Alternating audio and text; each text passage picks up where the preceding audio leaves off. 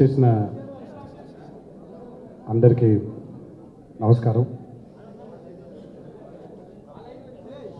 ప్రతి చిత్రం విజయవంతం అవుతుంది లేదా కాదు అది వేరే సంగతి. ఈ చిత్రం మాత్రం విజయమే కాదు, సమాజంలో మా అందరికీ ఒక అర్హతను కల్పించింది, సమాజం పట్ల మా బాధ్యతను కూడా పెంచింది అని నేను అనుకుంటున్నాను. ఇటువంటి గొప్ప చిత్రంలో నటించే అవకాశం నాకు ఇచ్చినందుకు ఆ దేవుడికి ఎల్లప్పుడూ రుణపడి ఉంటాను.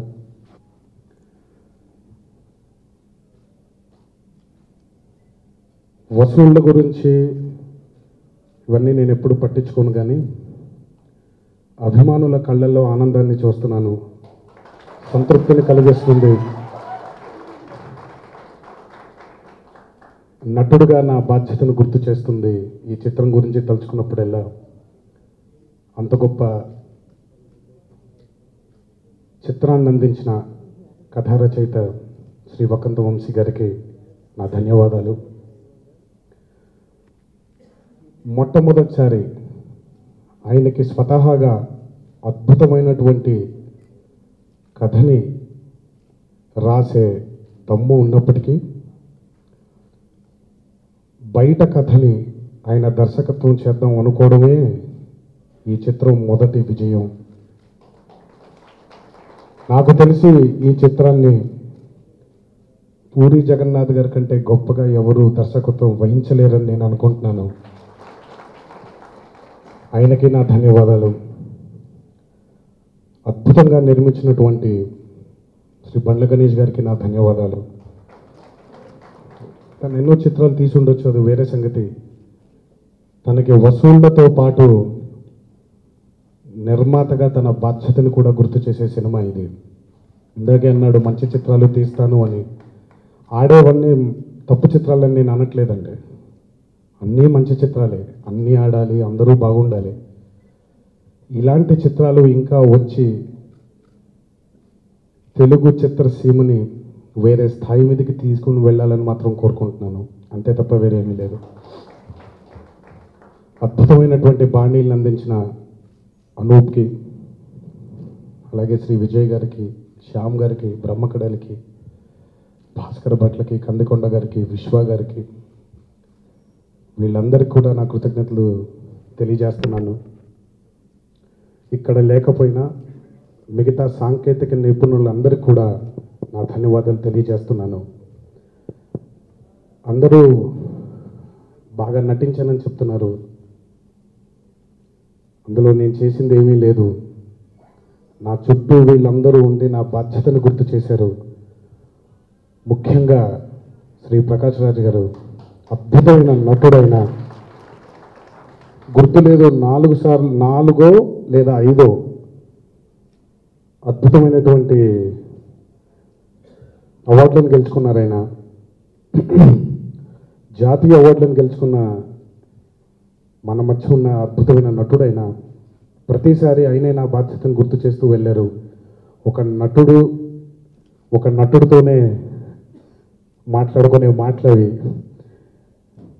నా వెనకాల ఉండి నన్ను ప్రోత్సహించిన ఆయనకి, నేను బాగా నటించగలుగుతానని నన్ను నమ్మిన వీళ్ళందరికీ ఇంకోసారి నా కృతజ్ఞతలు తెలియజేస్తూ, ఎవరినైనా మర్చిపోయి ఉంటే క్షమించండి.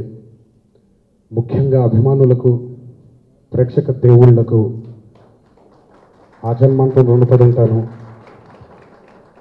ఆఖరికి వస్తే పాత్రికేయ మిత్రులందరికీ ఈ చిత్రం గురించి పాత్రికేయ మిత్రులు రాసినప్పుడు, చదివినప్పుడు ఎంతో ఆనందాన్ని కలిగించింది. మీరు ఈ సినిమా పట్ల చూపించిన శ్రద్ధకి నా ధన్యవాదాలు తెలియజేసుకుంటున్నాను.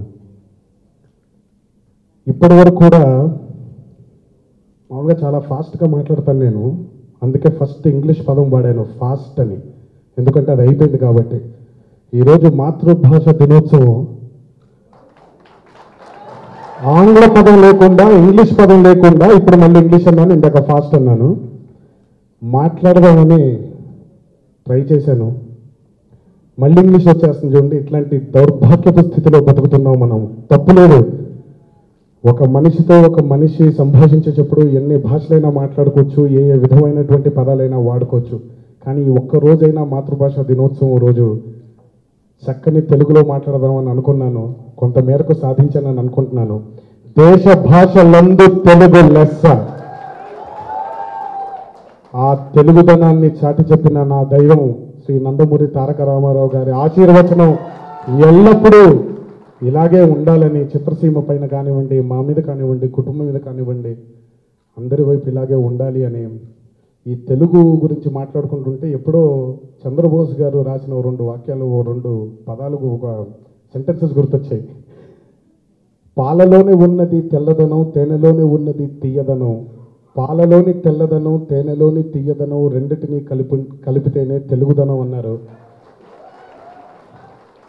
జీవితంలో ఒక్క రోజైనా, ఒక్క పూటైనా మాతృభాషలో, అది ఏ భాష అవ్వచ్చు, తెలుగు అవ్వచ్చు, ఇంగ్లీష్ అవ్వచ్చు, హిందీ అవ్వచ్చు. India is a vast country and you can speak every and any language. But ఒక్కసారైనా మీ మాతృభాషలో పలుకుతారని అందరినీ ఇంకోసారి మాతృభాషని మర్చిపోవడం, మన తల్లిని మర్చిపోవడం అంత పాపం. ఈ అవకాశాన్ని నాకు అందించిన నా టెంపర్ టీంకి, ఇలా నవ్వుతూ మీ అందరి ముందు మాట్లాడుతున్న, ఇది వీళ్ళందరూ నాకు ఇచ్చిన ప్రోత్సాహమే. ఇంకొకసారి వీళ్ళందరికీ నా ధన్యవాదాలు తెలియజేస్తూ, ఈ అవకాశం నాకు ఇచ్చిన మీ అందరికి కూడా నా ధన్యవాదాలు తెలియజేస్తూ సెలవు తీసుకుంటున్నాను. Thank you.